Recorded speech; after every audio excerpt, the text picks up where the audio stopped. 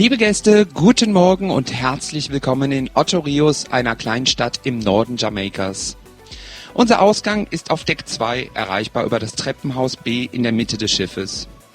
Wir erwarten Sie bis 19:30 Uhr alle wieder zurück an Bord, da wir um 20 Uhr in Richtung Montego Bay mit Ihnen ablegen möchten. Genießen Sie das schöne Wetter und machen Sie sich einen schönen Tag hier in Ocho Rios, Jamaika.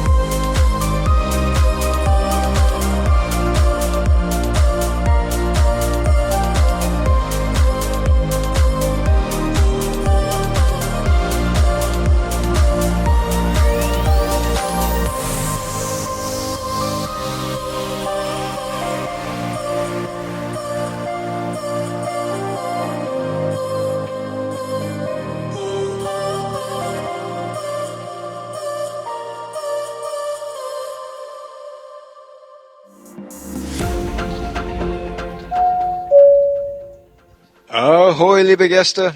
Captain Todd hier von der Brücke. Ich hoffe, Sie hatten viel Spaß hier in Ocho Rios. Unser nächster Hafen ist Montego Bay. Wir werden über Nacht nur 80 Seemeilen zurücklegen bei einer Geschwindigkeit von etwa 8 Knoten. Liebe Gäste, für diejenigen, die morgen aussteigen, ich möchte mich bei Ihnen an dieser Stelle verabschieden. Ich hoffe, Sie hatten eine schöne Zeit bei uns. Ich wünsche Ihnen eine gute Heimreise. Nochmal vielen Dank und tschüss bis zum nächsten Mal. Ihr Kapitän.